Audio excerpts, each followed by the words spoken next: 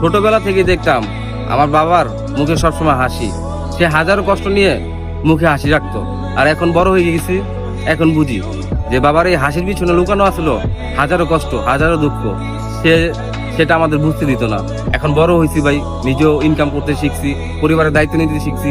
এখন বুঝি বাবারা কেন হাসি মুখে থাকে। তারা চাইলেও কষ্ট কারো কাছে প্রকাশ করতে পারে না, কিংবা তাদের দুঃখ কারোর সাথে ভাগাভাগি করতে পারে না।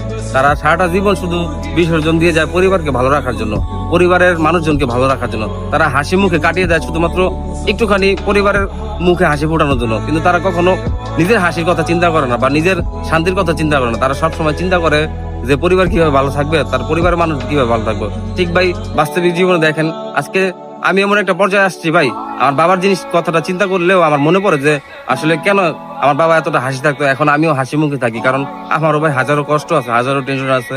আমি চাইলেও ভাই আমার কষ্ট দুঃখ কারোর সাথে ভাগাভাগি করতে পারি না।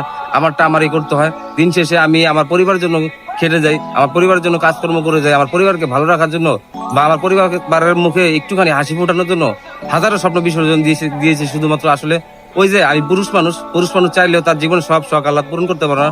ঠিক আমার বাবাও পারেনি, আমিও পারিনি, কিংবা কোনো পুরুষই তার জীবনে শখ আহ্লাদ পূরণ করতে পারে না। কারণ তারা তার ফ্যামিলির জন্য, তার পরিবারের জন্য, ছেলে সন্তান হোক কিংবা মেয়ে সন্তান হোক, তাদের জন্য তার জীবন বিসর্জন দিতে রাজি থাকে। তারা কখনো তাদের নিজের শখ পূরণ করে না, কিংবা নিজের যে আশা আকাঙ্ক্ষা আছে তারা সেটা পূরণ করে না।